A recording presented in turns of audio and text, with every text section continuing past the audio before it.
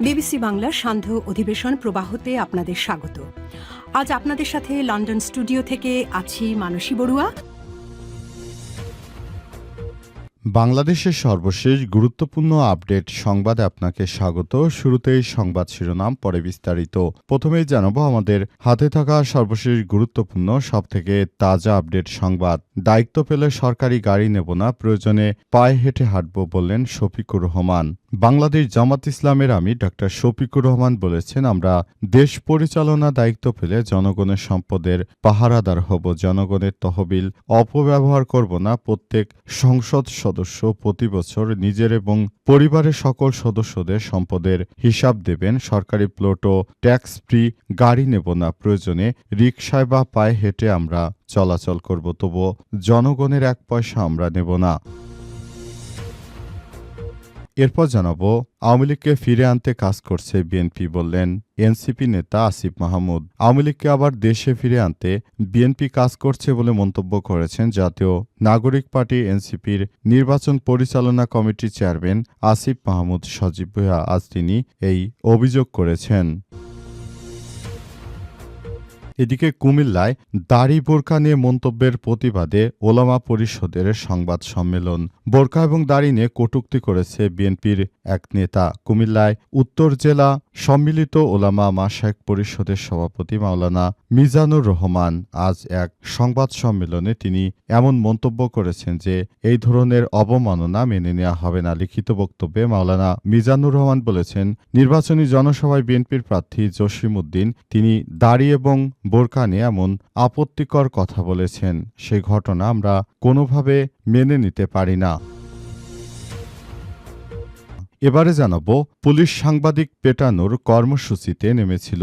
প্রতিবাদ সমাবেশে বললেন বক্তারা, সাংবাদিকদের উপর আইনশৃঙ্খলা বাহিনীর হামলার ঘটনায় প্রতিবাদ সমাবেশ করেছে ঢাকায় কর্মরত মাল্টিমিডিয়া সাংবাদিকরা। তারা জানিয়েছে, শহীদ শরীফ ওসমান হাদী হত্যাকাণ্ডের ঘটনায় বিচার চাইতে গেলে তাদের উপর হামলা করে পুলিশের সদস্যরা। এই ঘটনায় নিরীহ সাংবাদিকদেরও পিটিয়েছে পুলিশের সদস্যরা।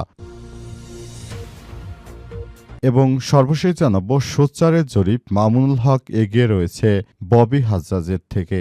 ঢাকা ১৩ আসনে বাংলাদেশ খেলাফতে মজলিসের মাওলানা মামুনুল হক ও প্রতিদ্বন্দ্বী বিএনপির প্রার্থী ববি হাজ্জাজের মধ্যে তীব্র লড়াইয়ের আশঙ্কা করা হচ্ছে এবং এই লড়াইয়ে ববি হাজ্জাজের থেকে অনেক বেশি এগিয়ে রয়েছে মাওলানা মামুনুল হক। প্রিয় দর্শক, এতক্ষণ শুনছিলেন সংবাদ শিরোনাম, এবারে বিস্তারিত। তবে তার আগে বন্ধুরা, অনুরোধ থাকবে এই সংবাদটিতে একটি লাইক দিন। এই চ্যানেলে আপনি নতুন হয়ে থাকলে আমাদের সংবাদটি দেখতে দেখতে চ্যানেলটি সাবস্ক্রাইব করে রাখুন। কমেন্ট করে বন্ধুরা আপনার মূল্যবান মতামত জানিয়ে দিন আপনি বিশ্বের কোন দেশ থেকে বা বাংলাদেশের কোন স্থান থেকে আমাদের সংবাদটি দেখছেন এবং শুনছেন। আর বন্ধুরা, সংবাদটি আপনার সোশ্যাল মিডিয়া ফেসবুকে শেয়ার করে বন্ধুদেরও দেখার সুযোগ করে দিন। গাজা যুদ্ধে আপনি যদি নিরীহ ফিলিস্তিনিদের ভালোবেসে থাকেন, কমেন্টে ইয়েস লিখে পুরো বিশ্বকে জানিয়ে দিন। এবারে বিস্তারিত।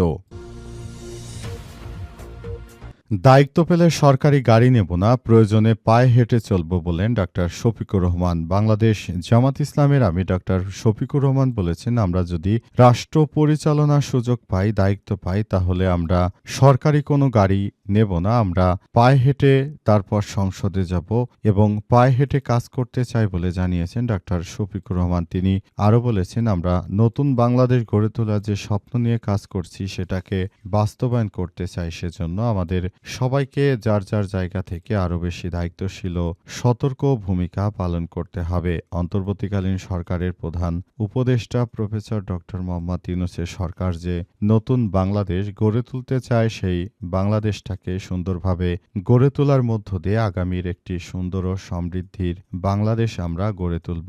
এমন একটি সুন্দর বাংলাদেশ আমরা গড়ে তুলতে চাই যে বাংলাদেশে আর কোনো সমস্যা থাকবে না। পুরো বাংলাদেশের মানুষকে নিয়ে আমরা সে সেভাবেই এগিয়ে যেতে চায় বলে জানানো হয়েছে।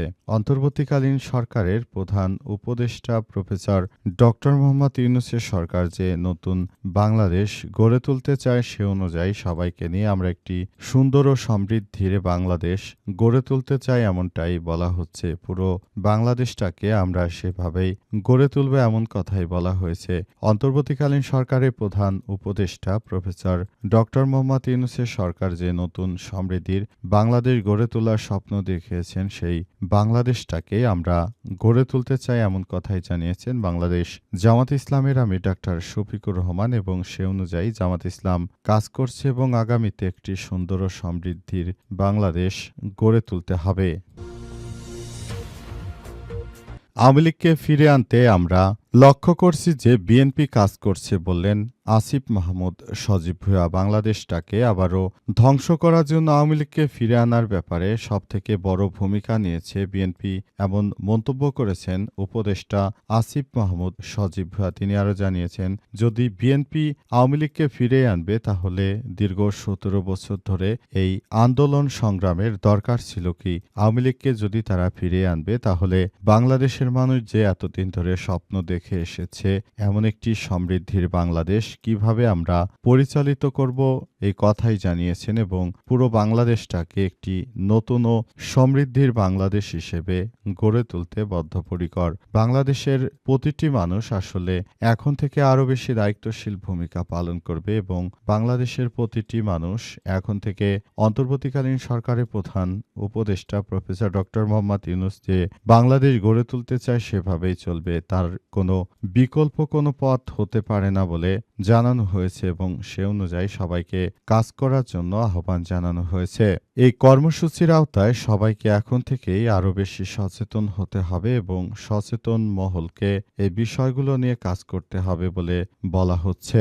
সচেতন মহলকে এখন থেকে সচেতন হতে হবে, পুরো বাংলাদেশের দায়িত্ব নিতে হবে এবং আগামীর সমৃদ্ধির একটি বাংলাদেশ গড়ে তোলার কোনো বিকল্প নেই বলে বলা হচ্ছে। সমৃদ্ধির বাংলাদেশ আমরা গড়ব, কিন্তু বিএনপির সন্ত্রাসী চাঁদাবাজি রাহাজানিতে এদেশের প্রতিটি মানুষ এখন অতিষ্ঠ হয়ে পড়েছে। কুমিল্লায় দাড়ি বোরকা নিয়ে মন্তব্যের প্রতিবাদে ওলামা পরিষদের সংবাদ সম্মেলন। বোরকা এবং দাড়ি নিয়ে কটূক্তি করা ইসলাম ধর্মের অবমাননার শামিল বলে মন্তব্য করেছেন কুমিল্লা উত্তর জেলা সম্মিলিত ওলামা মাশায়েখ পরিষদের সভাপতি মাওলানা মিজানুর রহমান আতিকি। আজ কুমিল্লার বুড়িচং প্রেস ক্লাব আয়োজিত এক সংবাদ সম্মেলনে লিখিত বক্তব্যে তিনি এমন মন্তব্য করেছেন। লিখিত বক্তব্যে মাওলানা মিজানুর রহমান আতিকি বলেছেন, গত শুক্রবার কুমিল্লার ব্রাহ্মণপাড়া উপজেলার ভগবান সরকারি উচ্চ বিদ্যালয় মাঠে অনুষ্ঠিত একটি নির্বাচনী জনসভায় বিএনপির প্রার্থী জসিমউদ্দিনের বাড়ি দাড়ি ও বোরকা নিয়ে কটূক্তিমূলক বক্তব্য দেন। তিনি দাড়ি ও বোরকা পরিহিত ব্যক্তিদের দেখলে আটক করার কথা বলেন, যা সরাসরি ধর্ম অবমাননা করে এবং ইসলামের মৌলিক আদর্শের সঙ্গে সাংঘর্ষিক। তিনি আরও বলেন, এই ধরনের বক্তব্য মুসলমানদের ধর্মীয় অনুভূতিতে আঘাত হানে এবং সমাজে বিভ্রান্তি ও উত্তেজনা সৃষ্টি করে। ইসলাম রক্ষায় প্রতিবাদ করা আমাদের ইমানি দায়িত্ব, তাই এই বক্তব্যের বিরুদ্ধে প্রতিবাদ অব্যাহত রাখতে হবে। সংবাদ সম্মেলনে তিনি আরও বলেন, বক্তব্যের তীব্র নিন্দা ও প্রতিবাদ জানিয়ে বলেন, বাংলাদেশের কোথাও যেন ভবিষ্যতে এই ধরনের মন্তব্য না করা হয় সে বিষয়ে সংশ্লিষ্ট বিএনপির নেতাকর্মীদেরকে এখনই সতর্ক থাকতে হবে। আগামীর জাতীয় সংসদ নির্বাচনের আগে কোনোভাবেই যেন তারা কোনো কিছু করতে না পারে সেই বিষয়গুলোকেই দেখভাল করতে হবে এবং আগামীর বাংলাদেশ যে সুখী সমৃদ্ধের বাংলাদেশ সেই বিষয়টিকে দেখতে হবে এবং পুরো বাংলাদেশটাকে সেভাবেই গড়ে তোলার জন্য কাজ করতে হবে। বিএনপির এই ধরনের ধর্ম নিয়ে অবমাননাকর বক্তব্য কোনোভাবেই গ্রহণযোগ্য হতে পারে না। প্রতিবাদ সমাবেশে বক্তারা বলেন, পুলিশ সাংবাদিক পেটানোর কর্মসূচিতে নেমেছিল। সাংবাদিকদের উপর আইনশৃঙ্খলা বাহিনীর হামলার ঘটনার প্রতিবাদ জানিয়ে সমাবেশ করেছে ঢাকায় কর্মরত সাংবাদিক মাল্টিমিডিয়ার সাংবাদিকরা। শনিবার ৭ই ফেব্রুয়ারি দুপুরে জাতীয় জাদুঘরের সামনে মাল্টিমিডিয়া রিপোর্টার্স অ্যাসোসিয়েশন ও ঢাকায় কর্মরত সাংবাদিকদের উদ্যোগে এই প্রতিবাদ সমাবেশটি অনুষ্ঠিত হয়। সেখানে সমাবেশে বক্তারা জানিয়েছেন, আমরা মনে করি যে বাংলাদেশে যারা সাংবাদিক রয়েছে হয়েছেন তারা আমাদের প্রতি আস্থা রাখবেন এবং তারা আগামীতে বাংলাদেশকে গড়ার জন্য কাজ করবেন। কিন্তু আমরা দেখতে পাচ্ছি বিভিন্ন জায়গায় তারা আমাদের নিয়ে নানাভাবে কটূক্তিমূলক কর্মকাণ্ড করছে এবং পুলিশের সদস্যরা কিভাবে নিরীহ সাংবাদিকদের উপর লাঠিচার্জ করেছে এটি জাতির কাছে প্রশ্ন। পুলিশের সদস্যরা, আইন শৃঙ্খলা রক্ষাকারী বাহিনীর সদস্যরা যদি আমাদের এই ধরনের কর্মকাণ্ড আমাদের সঙ্গে করতে থাকে তাহলে বাংলাদেশে যে স্বাধীন সাংবাদিকতা সেটি কিভাবে পালন করব আমরা, এমন মন্তব্য করেছেন এবং সে অনুযায়ী সবাইকে সেভাবে চলার জন্য আহ্বান জানানো হয়েছে। পুলিশ সদস্যদের এই ধরনের কুরুচিপূর্ণ কর্মকাণ্ড আসলে মেনে নেওয়া যায় না, যেটা আগামীতে তারা করতে চায়। তবে পুরো বিষয়টি এখনই সময় এসেছে তাদেরকে সব বিষয়ে জবাবদিহিতার আওতায় সরকারকে নিয়ে আসতে হবে বলে জানিয়েছে সাংবাদিকের এই নেতৃত্ববৃন্দরা।